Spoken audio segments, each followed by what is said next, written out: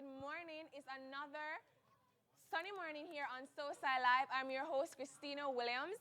And today, with us in studio, we have with us Vanessa Crooks. And we'll be having our endo. Remember my position. Sorry. I guess yeah, I'm going to make it. Okay. I'm going to do it over a different way. Anyways. Good morning, guys. It's another sunny day here on SoSciLive. I'm your girl, Christina Williams, and I'm excited today. Last week was International Women's Day, and I went to some events, and I felt empowered and ready to go. I hope you enjoyed International Women's and also Sports Day. Congratulations to Towers. I think they were the persons who won for Sports Day. I hope I'm right. And also to Taylor Hall, Maya Hall, I have to big them up. They won cheerleading another year, and congrats to their team. But today, we'll be having an endo talk that is endometriosis. And I know you're not sure what that is. And that is why I have with me Deputy SoSci Rep, Vanessa Crooks. Hi, hello. Say hi. And we'll be talking about endometriosis. Now, March is celebrated as Endometriosis Month. And it's very important that we bring awareness to this disease because, for diseases like breast cancer and other women-related, or mainly women-related diseases, they're very much mainstream. People know about them. But I'm surprised that many people don't know about endometriosis. Why do you think that is the case? Well, because females on a whole, they tend to not want to open up about this condition. Right. Based on the fact that infertility is something that it can result. Right. And also the whole menstruation thing and menstrual cycle.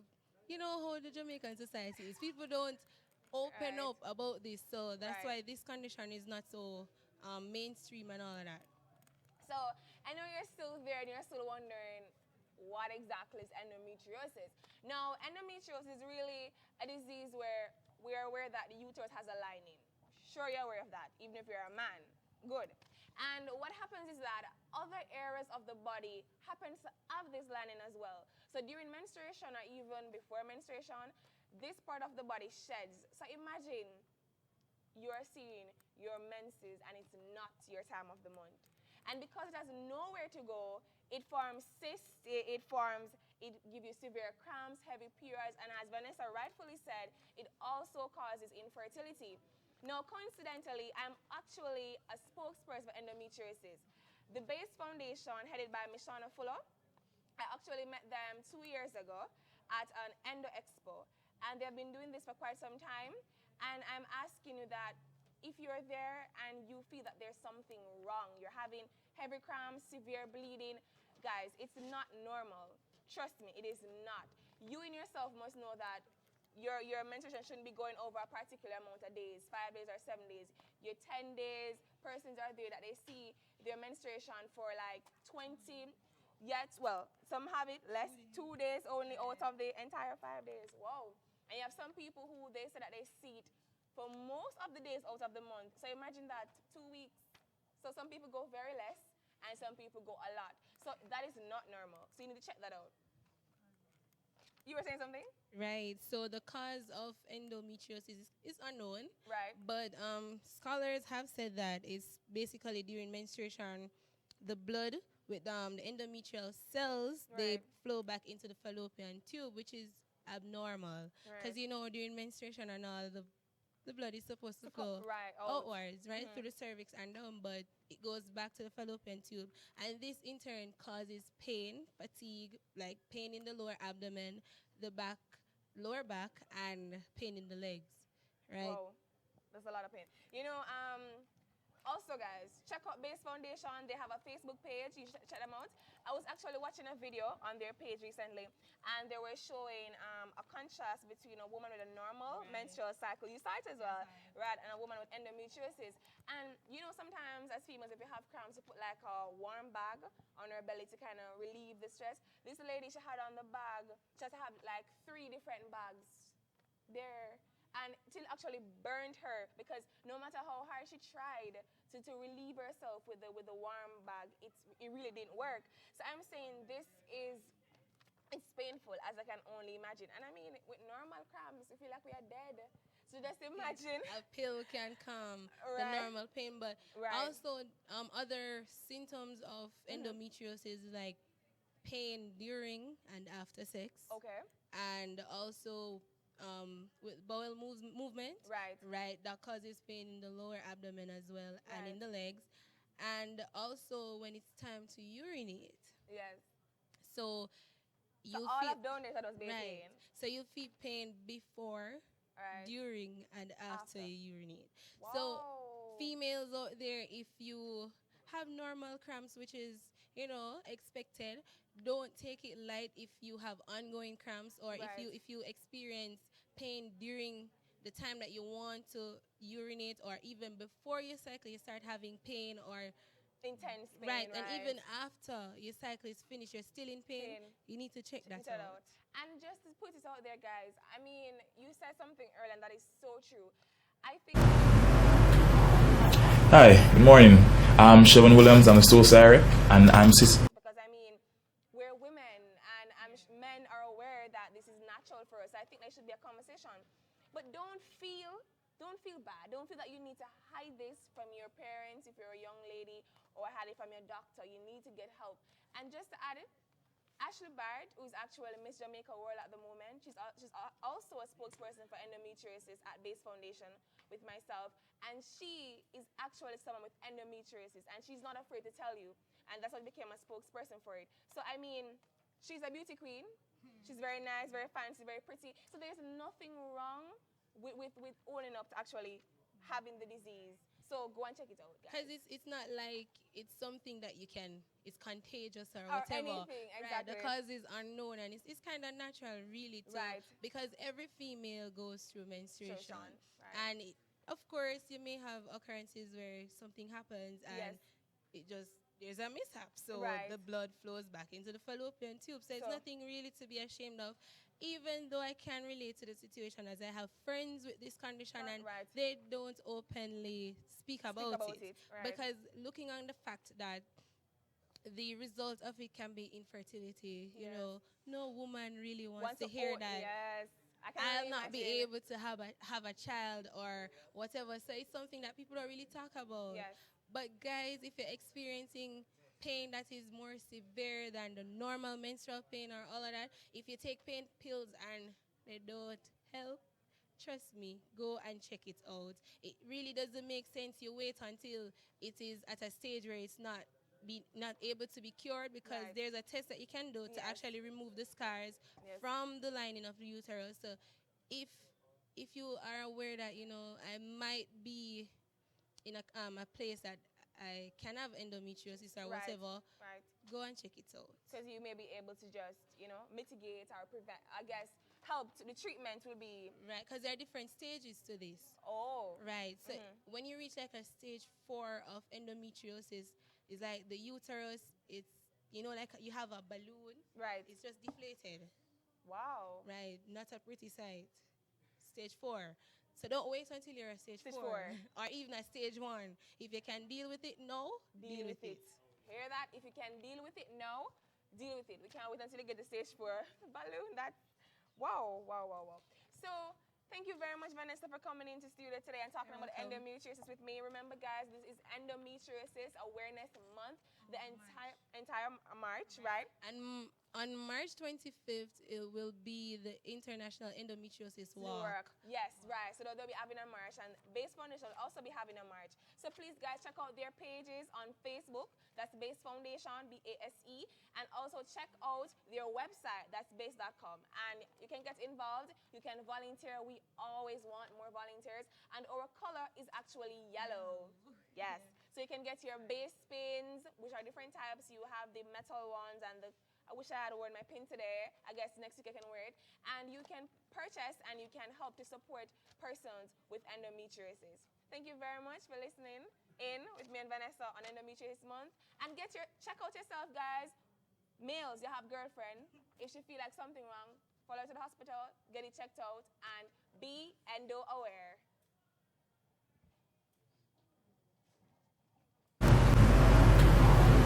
Hi, good morning. I'm Siobhan Williams. I'm a SoSciLive, and I'm sitting here today with Professor Ian Boxell, the Dean of the faculty. So, Mr. Dean, here at the Faculty of Social Sciences, we're very intimate about getting to know our lecturers, and we want to know exactly what's up, and we want to know them on a personal level. So today I'm just going to ask you some questions so that we can better know Mr. Ian Boxer. All right. So how long have you been with the university and with the Faculty of Social Sciences? Well, I've been here for a long time, very long. I think by the end of this year, I would have been here, this academic year, I would have been here for 25 years. 25. So I joined the faculty as a lecturer out of a graduate school after I finished my PhD in the United States in 1992. That's good. So you have a lot of experience doing like everything within the faculty. Yeah, I used to lecture. I started out lecturing in sociology, really research methods, statistics, and I also did quite a bit of work with the business school because I taught various research courses with the business school and with various other departments. And intermittently, I spent time at the other two campuses, both St. Augustine and Cave-Hill, where I taught in the business school in St. Augustine and also at Cave-Hill, where I did some lecturing in research methods in the first Masters in Psychology program that they had there. That's nice. So what are some of the duties that you have to perform being the dean of the faculty? Well, as you might probably well imagine, the job of a dean is quite wide-ranging.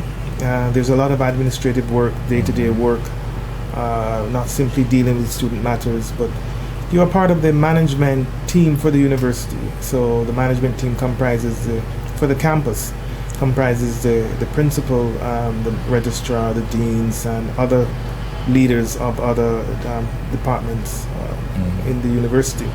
So we do, our job really is to help support the principal in advancing the strategic goals of the university, of the campus and of the university. That's nice. So I know that you're working on a lot of projects being the dean here. So what's one of your major accomplishments, or what's something you're looking forward to seeing happen? Well, first of all, I'm happy to see this program up and running. I think one of the objectives, certainly of my deanship, is to make the faculty much more student-centered. Student-centeredness is an aspect of one of the objectives in the strategic plan of the university, the current strategic plan, and I'm sure that it will be in the next strategic plan, which should come into existence sometime in the new academic year. So this program I'm very proud of, and proud that we have, the students have a leader in you. You've displayed the qualities of a person who I think will go very far. So that's a compliment to you, because since I've worked with you. Thank you. But I think there are a number of other things which we require, which we think are important for the faculty. Firstly, we want to improve the environment. We have quite a large student population. Probably 6,000 students are in this faculty. It's the largest faculty in the university.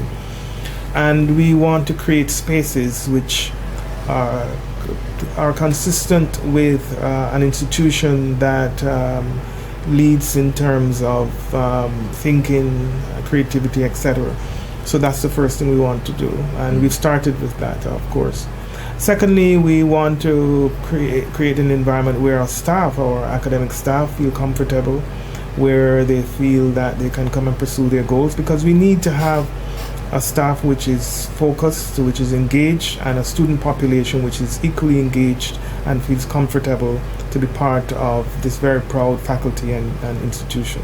That's wonderful. Thirdly, we want to have more public engagement. This faculty has a very long and distinguished history of public engagement, not just the 70s, but from the inception of the university. When this university started, 1940, the Institute for Social and Economic Research contributed a lot in terms of dealing with many of the social problems. And in fact, the study on Rastafari, which was done by researchers in ISER at that time, made an important contribution to policy making. But throughout the 60s and 70s, the faculty has played an important role in public discourse. And we continue to do it in different ways, certainly with respect to the economic problems facing the country, crime, etc.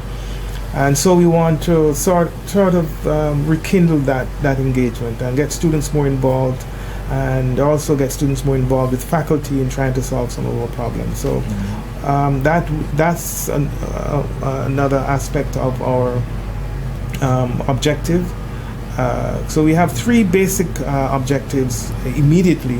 One is to create an environment, an environment which is fitting for students. Secondly, to have staff more engaged and for them to feel more comfortable.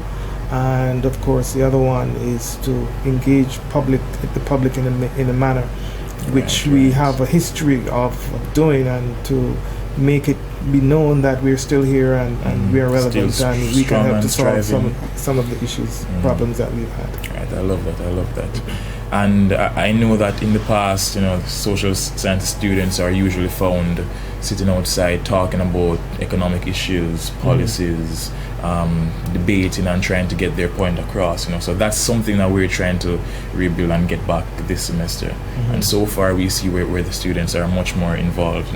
So I thank you for all of your help and your input in going forward. But right now I want to know, aside from the schoolwork and all of your administrative duties, I want to know, what does Ian Boxhill do for himself? What other programs are you involved with separate from school?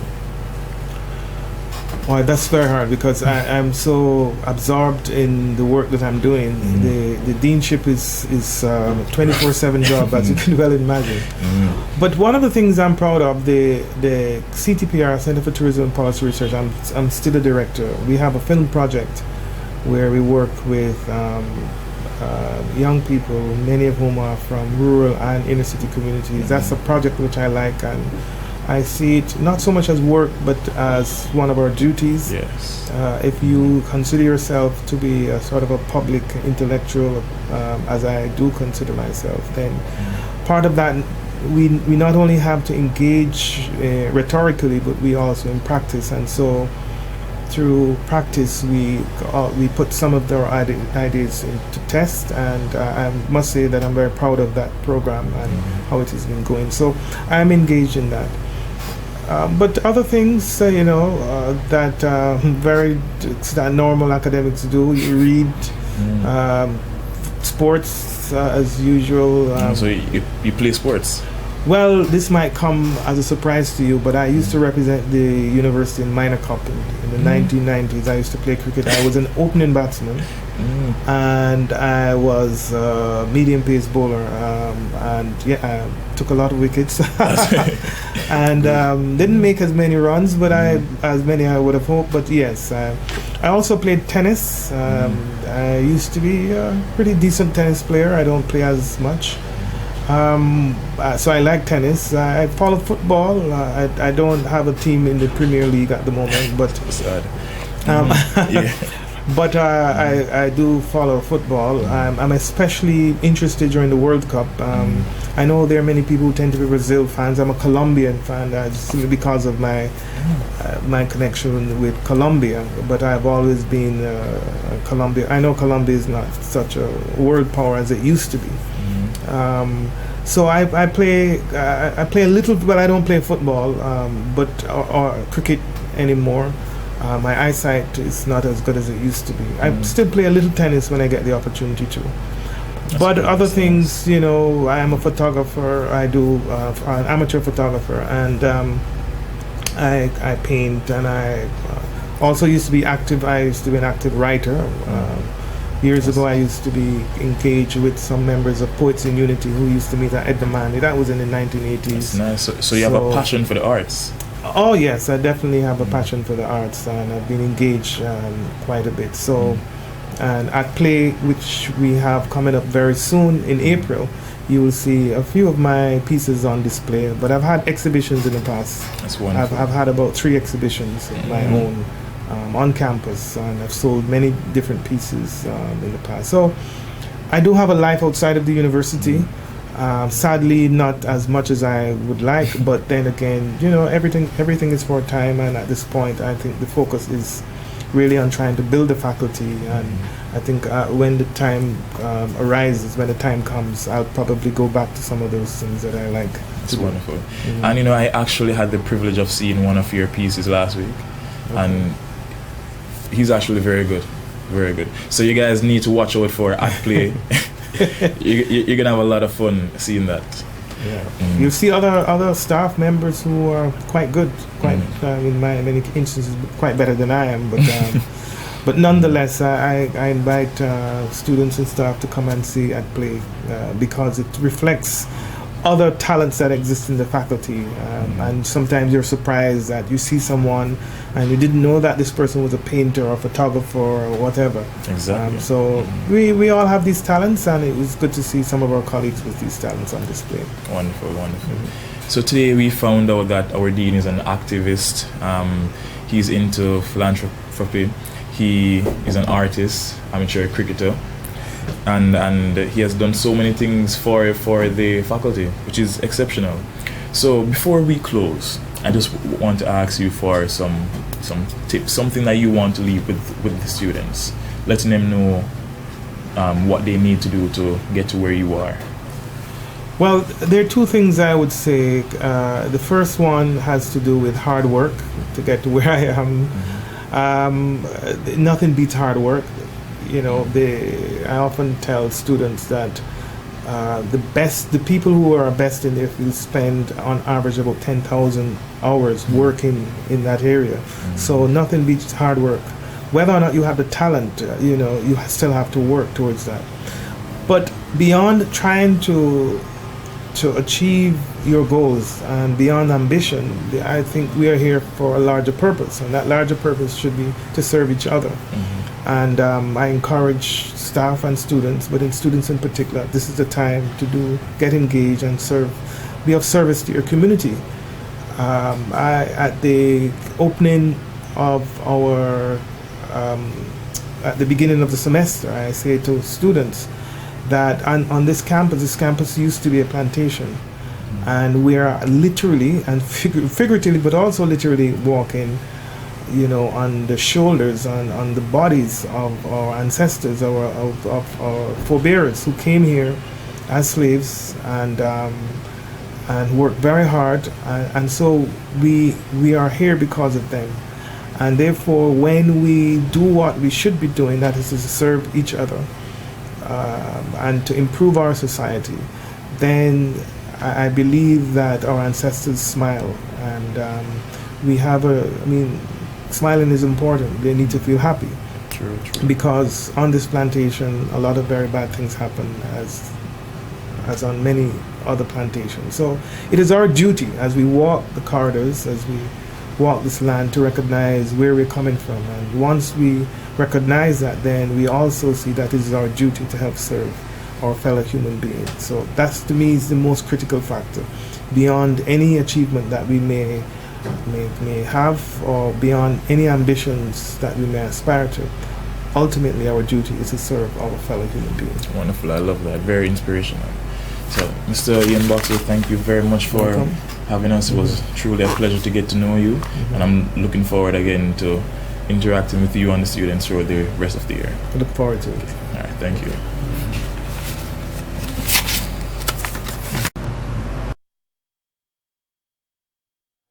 Welcome back, guys.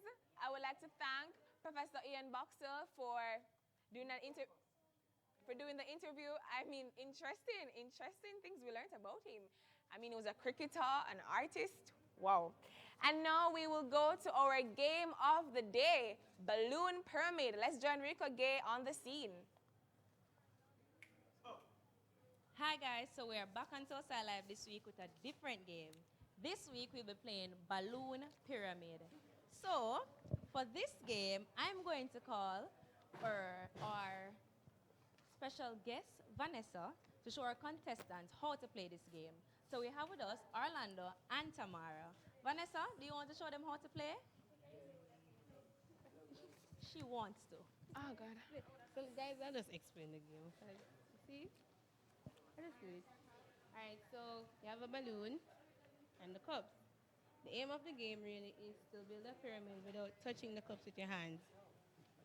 So I'm just going to move one cup and show them how to do it, but I won't build a pyramid, okay? Go, Vanessa. I have faith in you.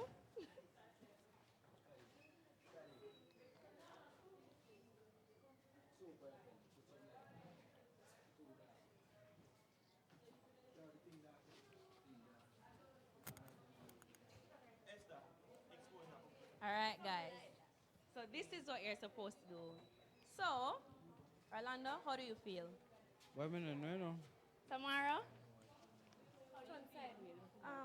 All right. You think you're going to win?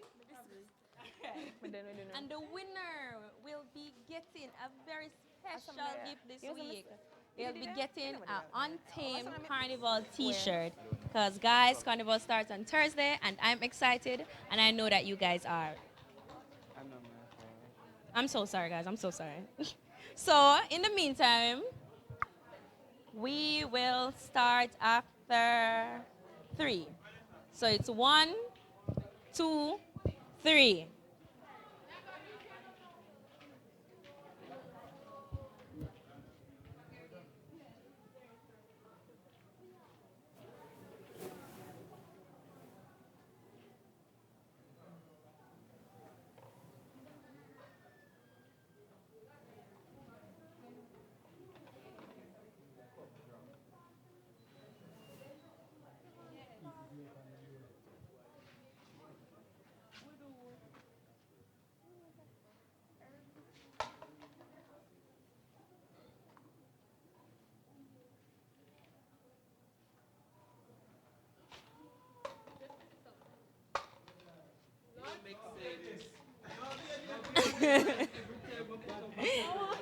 Guys, Enough fear.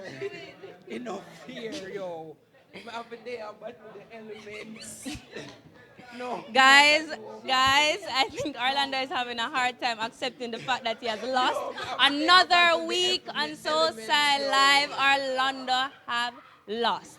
Tamara is our winner this week for Balloon Pyramid, and she will be awarded her prize in the coming week. So thanks for watching Games on SoSciLive again. See you next week. Well, that was the balloon pyramid game. Whoa, I see the man is in denial that he actually lost. But congratulations to the young lady that actually won. And she's very good at it. She is. So now we move on to our announcements for the week.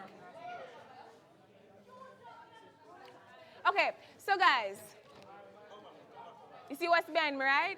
It's election season, and I hope that you have been listening to the different manifestos and mandates that each candidate is proposing for whatever position that they're running for.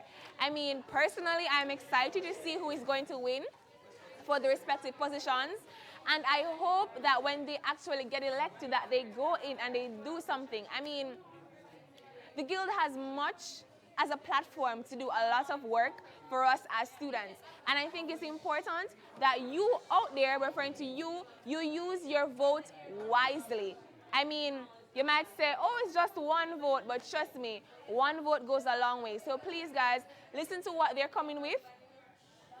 Listen to what they're coming with. I mean, assess it, see if it meets your needs and what you think is necessary for the university. And on election day, vote. Right? Good. And guys, just to get straight into the announcements, Wednesday, that is this Wednesday, March the 15th, is actually the Guild debates. So if you want to hear what they're coming with, if you hadn't already, it's the perfect time for you to go and listen in. I'm not sure of the location as yet, but I know that the Guild will release the schedule of the different time slots for different votes. And if you can't go all of them, at least go one, like Guild president. I think that's necessary for you to actually attend that one. And then on Thursday, what do you think happened? Carnival, guys. Carnival begins. Integration. We'll begin Carnival with integration. The integration well, Integration Thursdays, never miss Inti. We'll have that first. And also, Mercy Cole Hall will be having their job opportunity fair. So for persons like me who wants, I will look at work from longer time, because this is not my job. I think it's necessary that you go out to Mercy Cole Hall on Thursday and attend their job opportunity fair. And then on Friday, paint time, we'll be having Carnival Juve version. I'm not sure where that is. I'm assuming it's more like a sandpit. So check that out. And then on Saturday, we're much on the road.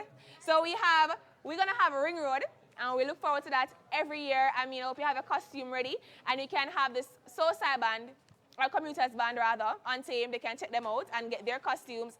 And your hall is supposed to have a band. I think all the halls has a band. So if you want, you can get onto that band for your hall. And then the Elsa Leorani Hall will be having their EAC drive. The External Affairs Chairperson will be having their drive. And also intramural cricket. Wait, I thought intramural did done. Like sports day happened, I think it did done, but I guess not. Intramural cricket for females will be happening on Saturday as well. And then finally on Sunday, March the 19th, we will be having beach carnival. So girls, get out your monokini and your bikini and the belly flats and everything you're working for from all month long, and get in for beach carnival. So those are the announcements for this week, and I'm looking forward to seeing you on the road for carnival. Guys, pretty much we're over. The session is over. It was nice being here in studio with you today, and I look forward to seeing you with all the events coming up. And remember, come out on Wednesday the 15th for Guild Debates. See you next week.